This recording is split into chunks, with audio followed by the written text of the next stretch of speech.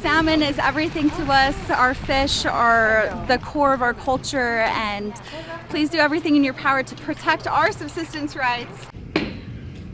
The purpose of this hearing is to examine the impact of the historic salmon declines on the health and well-being of Alaska Native communities along Arctic, Yukon, and Kuskokwim Rivers. AVCP and nearly 100,000 Alaska Natives who are being impacted by this crisis, thank you for coming. As of today, prohibited species catch of salmon is over 130,000 salmon. All our fisheries are closed, our smokehouses are empty, and our people are criminals for catching just one fish. Our salmon are naga. They're not corporate or tribal or federal or state. They're our source of kinship and our source of wellness. When we're forced to deviate from our traditional ways of life, it only amplifies our unwellness. You will hear the cries from our people. You will hear and see the pain in just a little while that continues to grow in our region. AFN Resolution 2301, adopted at this year's annual convention, calls on the Biden administration and the U.S. Congress to do everything in their power to protect our subsistence way of life, including amending NAICSA to reinstate terminated Aboriginal hunting and fishing rights, and amending NILCA to strengthen our Title VIII protections. Our subsistence way of life must have unconditional federal support, and the state of Alaska must show willingness to seek a different path forward other than litigation. What I'm hearing from you is families are in need, communities are suffering. Alaska Native people in this region are suffering because the resource is not there. We lose our salmon, we lose everything we love. It's disheartening to see large extraction open pit mines like Donlin and others being developed on our salmon spawning rivers. I think that it's important that we look at the mercury content that would be coming with the development of Donlin Gold. This is not the time or the place to develop the world's largest open pit mine on the backs of the tribal nations of this region. Those nations have already spoken. In 2019, 35 tribal nations of the AVCP region opposed the proposed Donlin mine. Let their voices be heard.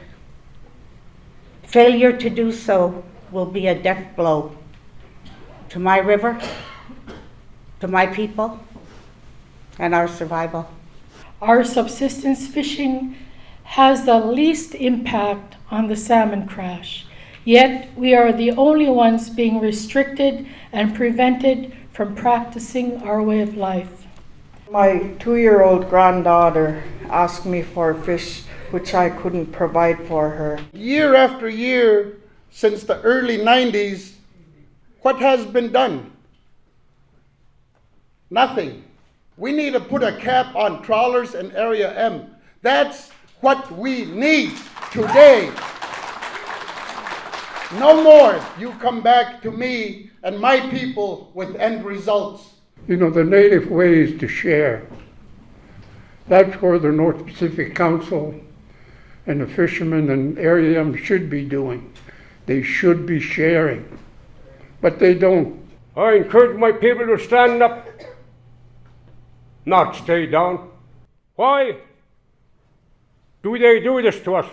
It's our right to subsistence fish and hunt. This is our land. There was a time our world was complete when the rivers were teeming with salmon on both rivers. Our people were happy. Not only the people, but the animals that rely on for the salmon also were happy. This past summer, I was at home in the community of Marshall, attending my son's funeral. The fishermen or the tribe applied for a harvest permit. They were only allowed 5 salmon to feed the entire people that were coming into our house. You don't want Alaska to be the next devastating American Dust Bowl. The state is once again trying to overturn the Katie John line of cases which would erase the federal subsistence priority for rural residents. Congress needs to amend ANILCA to protect once and for all Alaska Native rural subsistence hunting and fishing rights and ensure our people's ability to co-manage these resources. We see way too often that youth are almost entirely shut out from spaces, whether they are not invited or the space is too intimidating, and we always want to hear more youth voices in spaces like this because this is youth's future. We are going to be dealing with this salmon crash for years into the future when we go into management situations. We don't see birds, bears, wolves, and animals alongside the banks of our rivers whenever there's a salmon crash. We don't see our neighbors in fish camps, and we don't see our children cutting fish. We don't see the salmon, bright pink bellies, and we don't see the smoke rising from the smokehouse and the scent of dry fish filling the air. We don't see the kings, chums, and cohos that have been coming for 100 generations or more.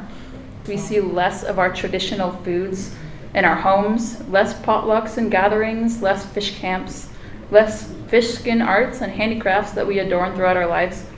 We see mental health impacts from not practicing our culture and falling into harmful habits that have taken up our time in lieu of gathering our fish. Help me end suicide. Help me protect our native rights. Help me restore our resources for future generations.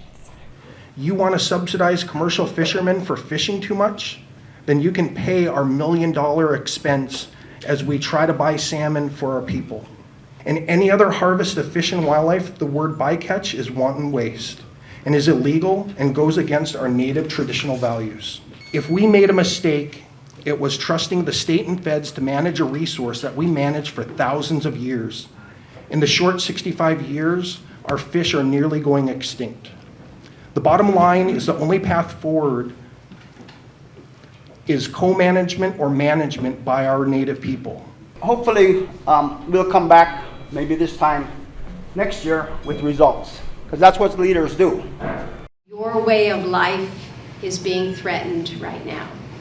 And as Vivian reminded us all at the beginning, your way of life matters. So know that I carry that with me back to Washington, D.C. when I go back to work there on Monday. The committee is now adjourned.